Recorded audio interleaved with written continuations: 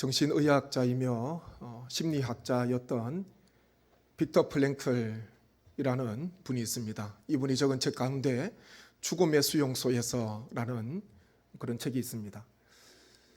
이 빅터 프랭클은 오스트리아에서 태어난 유대인으로서 제2차 세계대전 중에 나치 독일에 의해서 아우슈비츠 이 포로 수용소에 수감이 되었습니다. 홀로코스트 가운데 생존자로 나중에 석방이 되었고요. 그가 그곳에서 사람으로서는 겪을 수 없는 치욕과 고통과 아픔을 그 안에서 겪게 되었습니다. 그의 책에서 이렇게 이야기를 하더라고요. 처음 수용소에 왔을 때에 한 줄을 쭉 길게 서러서 있으면은 많은 수용자들이 다 포로로 끌려왔지 않습니까? 한 줄을 세워놓고 앞에서 한 장교가 그 한 사람 한 사람을 물끄러미 보면서 고민하다가 손가락을 오른쪽으로 왼쪽으로 함에 따라서 생사의 갈림길이 서는 그런 일을 경험하게 됩니다. 이 사람이 좀 건강해 보이고 뭔가가 좀 일을 할 수 있겠다, 노동력이 있겠다 싶으면은 손가락을 오른쪽으로 가리켜요. 그러면 그 사람은 죽지는 않습니다. 그런데 보니까 이미 병들어 있고 허약 체질이고 또 도저히 노동하기 힘들겠다 생각되면은 손가락을 왼쪽으로 가리키면은 이 사람은 바로 죽음의 현장으로 가게 되는 그런 비참한 인생, 그것을 경험하게 됩니다. 그럼에도 불구하고 그가 그 속에서 찾았던 것은 절망과 고통과 아픔 속에 다 처해 있지만은 어떻게든 하루하루에 내가 왜 살아있는가, 그 삶의 이유에 대해서 끊임없이 물었습니다. 삶의 의미에 대해서 많이 고민을 하게 됩니다. 마실 물도 부족한데요, 그것을 절약해서 세수도 했다 그러고, 그 수용소에서 오늘 죽을지 내일 죽을지 모르는데 그 힘든 상황 속에서 면도하는 것이 어떤 의미가 있겠습니까? 그런데요, 책에 보면은 어떻게든 면도를 했다고 합니다. 유리 조각을 가지고 면도를 하는 거예요. 다 낙심하고 포기하고 있는 그런 상황 속에서 왜 세수를 하고 왜 면도를 하겠습니까? 그렇게라도 내가 살아있음을, 그리고 내일에 대한 희망을 잃어버리지 않기 위해서 그런 몸부림을 쳤습니다. 그가 거기에서 심리 가운데 하나의 치료법인 로고테라피라고 의미 치료법을 생각해내게 됩니다. 아무리 어려운 중에 있어도 의미를 상실하지 않으면은 그래도 희망이 있다는 것을 알게 됩니다. 그러면서 이 수용소 주치의로부터 한 가지 이야기를 듣게 되는데요.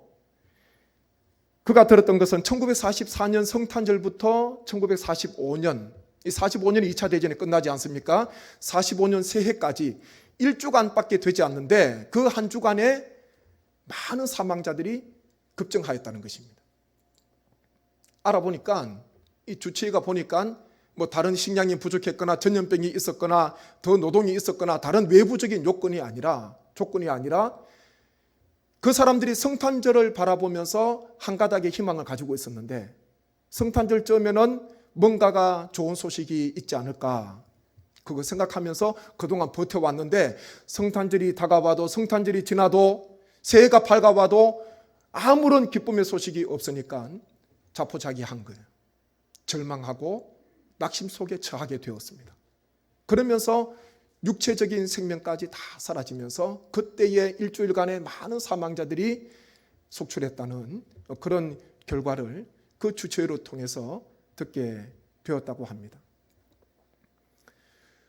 의미를 상실하고 의미를 잃어버리니까 마음이 낙심이 되니까 내가 이제는 도저히 살아갈 수 있는 소망이 없고 희망이 없다 생각하니까요, 육체적으로도 병이 더 깊어지는 거예요. 우리의 소망이 어디에 있습니까? 우리는 나에게서 소망을 찾는 것이 아니라, 나에게서 삶의 의미를 찾는 것이 아니라, 우리는 언제나 하나님 앞에 설 때에 우리의 존재 목적과 삶의 의미를 우리가 확인하고 찾을 수가 있습니다. 하나님 안에서만이 진정한 나의 삶의 의미, 내가 왜 살아있는가, 내가 무엇을 위해서 살아가야 하는가, 거기에 대한 답을 얻을 수가 있는 것입니다. 우리의 소망은 하나님이십니다. 다른 사람은 희망을 여러 곳에서 파랑새를 찾듯이 쫓아다니고 찾아다니지만은 하나님 외에는요 소망이 없습니다. 오늘 읽은 말씀에 보니까 철저히 절망 가운데 처해 있는 사람들이 있습니다. 11절 말씀 한번 보십시오. 11절 같이 읽겠습니다. 또 내게 이르시되 인자야 이 뼈들은 이스라엘 온 족속이라. 그들이 이르기를 우리의 뼈들이 말랐고 우리의 소망이 없어졌으니 우리는 다 멸절되었다 하느니라. 아멘. 누구 이야기입니까? 이스라엘 백성들, 바벨론에 의해서 포로로 끌려갔던 포로 신분에 있었던 백성들의 이야기입니다. 그들이 어떤 말을 하고 있습니까? 우리의 뼈들이 말랐고 우리의 소망이 없어졌으니 우리는 다 멸절되었다. 절망적인 이야기예요. 뼈들이 말랐다. 소망이 다 없어졌다. 다 멸절되었다. 뭐 이보다 더 절망적인 말이 있겠습니까? 살아있지만은 절망의 늪에 빠져있는 이스라엘 백성들의 실상을 하나님께서는 에스겔 선지자를 통해서 우리에게 말씀을 전해주고 있는 것입니다. 이들이 왜 이런 절망에 빠졌는가? 여러 가지 이유가 있겠지만 이미 포로로 끌려왔고 거기에서 자유가 없습니다. 고국 약속의 땅을 떠나서 포로의 신분으로 붙잡혀 있습니다. 그리고 보니까요 예루살렘 성전이 무너졌다는 그런 비보도 듣게 되고, 또 하나는 하나님께서 바벨론 이 나라를 심판해 주셔야 되는데 갈수록 바벨론 제국이 더 강성해지는 거예요. 더 강하게 느껴지는 것입니다. 하나님께서 이 악을 다 심판해 주시고 하루속히 포로 귀한 은혜를 베풀어 주셔야 되는데 하루 이틀 자꾸 늦어지는 거예요. 그러면서 이 이스라엘 백성들은 거기에서 다 그냥 두 손을 다 늘어뜨려 버렸습니다. 그러면서 자신의 현실이, 자신들이 처해 있는 현실이 마른 뼈들처럼 에스겔 선지자에게 보여주셨던, 하나님께서 보여주셨던 그 환상처럼 마른 뼈들처럼 그런 상태가 되어 있었던 것입니다. 이렇게 절망스럽고 다 멸절되었다고 이구동성으로 말하고 있는 그들에게 하나님께서는 에스겔 선지자를 통해서 소망의 메시지를 허락해 주십니다. 12절 상반절 한번 보십시오. 12절 상반절 같이 읽습니다. 그러므로 너는 대언하여 그들에게 이르기를 주 여호와께서 이같이 말씀하시기를 내 백성들아 내가 너희 무덤을 열고 너희로 거기에서 나오게 하고. 아멘. 주신 말씀이요 내가 너희 무덤을 열고 너희로 거기에서 나오게 하고, 이런 말씀을 주셨습니다. 하나님께서 이런 말씀을 대언하라는 것입니다. 이 무덤이 무엇이겠습니까? 아무런 소망이 없는 곳입니다. 기회가 다 사라진 곳이고 절망적인 그런 상태, 그것이 바로 무덤입니다. 무덤 안에는 뼈 외에 무엇이 있겠습니까? 마른 뼈들. 그와 같은 상황 속에 처해 있었지만 하나님께서는 무덤을 열고 너희로 거기에서 나오게 할 것이다. 소망의 말씀을 주셨습니다. 누가 무덤을 열 수가 있겠습니까? 누가 무덤에서 나오게 할 것이다. 누가 말할 수가 있겠습니까? 아무도 말할 수가 없어요. 이미 다 절망밖에 없는데, 소망이 다 사라졌는데, 소망이 없어졌는데 누가 문을 열 수 있습니까? 그런데요 하나님께서 주신 말씀은 내가 문을 열겠다, 내가 무덤을 열겠다, 그렇게 말씀하십니다. 그리고 거기에서 너희가 나오도록 하겠다. 나중에 보면은 다시 하나님께서 70년이 지나고 난 뒤에 약속대로 포로 귀환의 은혜를 하나님께서 베풀어 주셨습니다. 혹 나에게 있어서 무덤과 같은 곳은 무엇입니까? 혹 내가 지금 무덤 안에 거하고 있지는 않습니까? 살아있지만은 이스라엘 백성들처럼 사방을 둘러봐도 다 절비하게 흩어져 있는 마른 뼈밖에 보이지 않는 혹 그런 삶이 아닙니까? 이 자리에서 또 병상에서 처수에서 예배드리시는 우리 성도님 가운데 혹 한 분이라도 이런 절망과 이런 고통 속에 처해 계신다면, 모든 소망을 다 잃어버렸다면, 다시 한 번 더 에스겔에게 주신 이 하나님의 귀한 소망의 말씀이 나의 것이 되시고 우리의 모든 체험과 우리의 모든 고백 되시기를 주님의 이름으로 간절히 원합니다. 하나님께서는 일찍이 오늘 읽은 37장 앞에 보면요, 에스겔 선지자에게 마른 뼈들이 일어서는 놀라운 환상을 보도록 하셨습니다. 아무런 소망이 없었는데 하나님의 말씀이 대언이 되고 거기에 생기가 들어가니까 이 뼈가 다 연결이 되고 일어서는데 보니까 하나님의 극히 큰 군대가 되었다, 그렇게 말씀을 하고 있습니다. 하나님께서 먼저 에스겔 선지자에게 환상을 보여주셨습니다. 지금 상황은 그렇지만 앞으로 하나님께서 다시 회복시켜 주시고 다시 하나님께서 극히 큰 군대로 일어서도록 해 주실 것이라는 그런 환상을, 비전을 이 에스겔이 바라본 것입니다. 우리 모두가 바라봐야 되는 그 환상, 그 비전이 바로 에스겔 선지자가 바라본 비전입니다. 그 소망이 되어야 됩니다. 하나님께서 다시 일으켜 세워 주실 것이라는, 하나님께서 다시 인도해 주실 것이라는 그런 소망이 우리에게 있어야 합니다. 새벽마다 말씀을 나누면서 이 다윗의 그 신앙을 함께 묵상을 하는데요, 이 다윗이 여러 고난을 많이 겪었지만은 다시 일어설 수 있었던 것은 하나님께 소망을 두었기 때문에 그렇습니다. 시편 61편 2절 말씀 한번 보십시오. 61편 2절 함께 읽습니다. 내 마음이 약해질 때에 땅끝에서부터 주께 부르짖어 오리니 나보다 높은 바위 위에 나를 인도하소서. 아멘. 이 다윗이 압살롬의 반역을 피해서 피난길에 오릅니다. 그리고 요단 동편에 있는 마하나임 땅까지 피난을 가게 되었습니다. 다윗은 어떻게 고백합니까? 그때 지었던 시에 보니까요, 약해질 때에 땅끝에서 그렇게 고백하고 있습니다. 자기 인생에 있어서 땅끝을 만난 거예요. 땅끝을 만났습니다.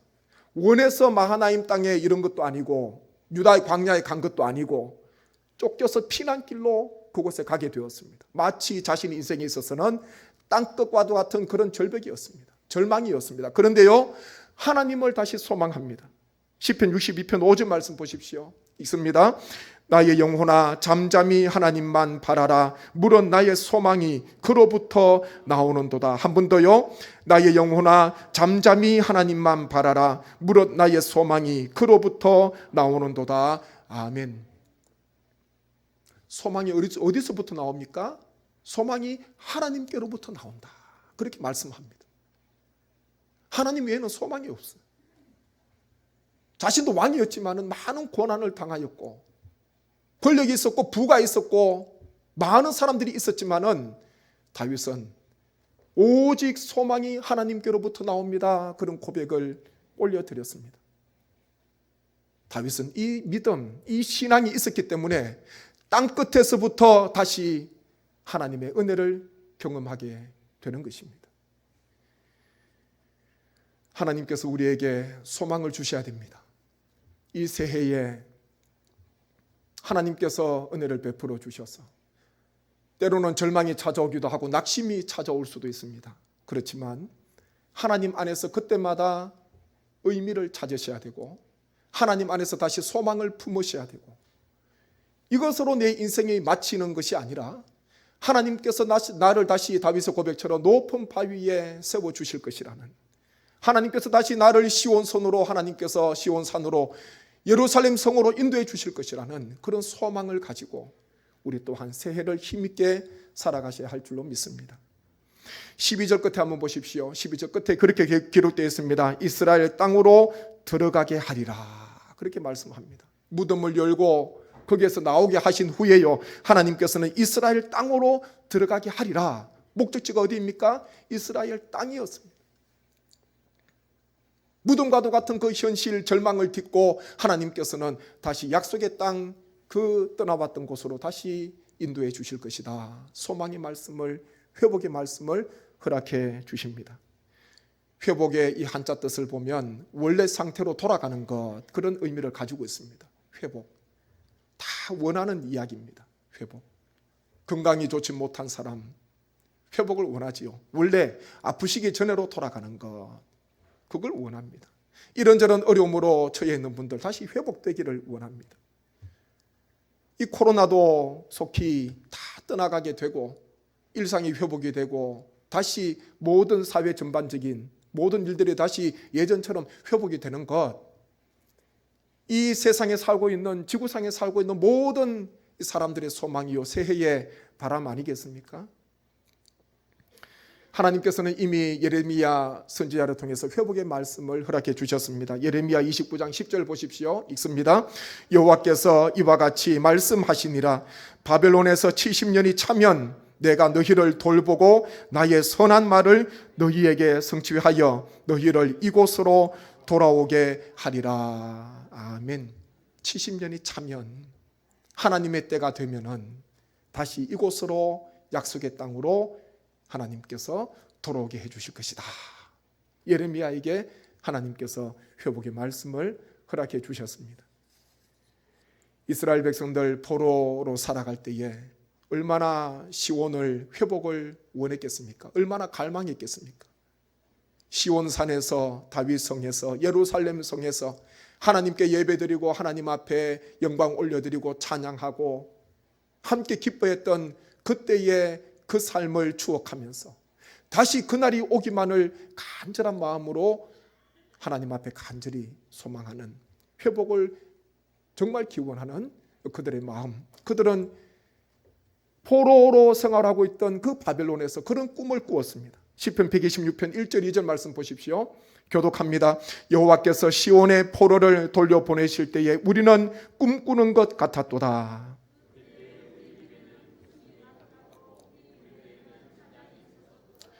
그때에 문나라 가운데에서 말하기를 여호와께서 그들을 위하여 큰 일을 행하셨다 하였도다. 아멘. 얼마나 기뻤던지, 얼마나 회복을 원했던지, 시온의 포로를 돌려보내실 때에 우리는 꿈꾸는 것 같았도다. 이게 꿈인가 현실인가 분간이 안 될 정도로 너무 기뻤던 거예요. 하나님의 택함받은 선민입니다. 그렇게까지 고통을 당할 줄로 아무도 몰랐습니다. 그런데요, 포로로 잡혀 있다가 70년이라는 긴 세월이 지났습니다. 포로 1세대 다 열조로 돌아갔겠지요. 2세대 중에서도 많은 사람이 돌아갔을 수도 있습니다. 그 후손들이 그토록 부모님이, 조상들이 원했던 그 회복을 기원하면서 그곳에서 소망했던 그날이 이루어지는 날, 꿈꾸는 것 같았도다. 입에는 웃음이 가득하고 혀에는 찬양이 찼었도다. 그렇게 고백하고 있습니다. 얼마나 기뻤어요. 하나님께서 베풀어 주신, 하나님께서 행하신 일이 얼마나 크고 놀라웠으면 큰 기쁨, 감사가 귀환하는 그들 마음속에 임하게 된 것입니다. 이들은 포로에서 분명히 깨달았던 것, 그것은요, 눈물 흘리며 씨를 뿌리는 자가 정녕 기쁨의 단을 거두고 돌아올 것이라는 그 하나님의 귀한 섭리를 깨닫게 됩니다. 오늘은 눈물 흘리며 씨를 뿌리지만은 하나님의 때가 차면은, 하나님의 때가 되면은, 하나님께서 회복시켜 주시면은, 그때가 되면은 기쁨의 단을, 기쁨의 추수단을 거두게 해 주실 것이라는 그런 소망을 가지고 하루하루의 삶을 살아갔다는 것입니다. 13절 말씀 한번 보십시오. 13절 같이 한번 읽습니다. 내 백성들아, 내가 너희 무덤을 열고 너희로 거기에서 나오게 한즉 너희는 내가 여호와인 줄을 알리라. 아멘. 에스겔에 보면 너희는 내가 여호와인 줄 알리라, 이 표현이 한 40여 회 정도 기록이 되어 있습니다. 많이 반복이 되어 있는 거예요. 너희는 내가 여호와인 줄 알리라. 그 소망과 회복을 주신 분이 누구시라는 것을 이 이스라엘 백성들이 분명히 똑똑히 목도하기를, 고백하기를 하나님께서 원하셨습니다. 다시 고국으로 돌아오고 난 뒤에 이제는 뭔가 다른 삶을 살아야 되지 않겠습니까? 그렇게 고생했는데 전에 지었던 그런 또 죄악을 범할 수가 있겠습니까? 하나님을 떠나고 하나님 말씀을 거역하고 우상을 섬기고 그런 죄를 또 범할 수가 있겠습니까? 변화가 돼야지요. 신앙이 달라져야 됩니다. 하나님께서 이스라엘 백성들을 통해서 진정 원하셨던 것은 회복뿐만 아니라 그들의 신앙이 새로워지고 하나님을 더 깊이 알아가는, 하나님의 말씀 가운데 더 굳건히 서가는 그 삶을 하나님께서 원하신 것입니다.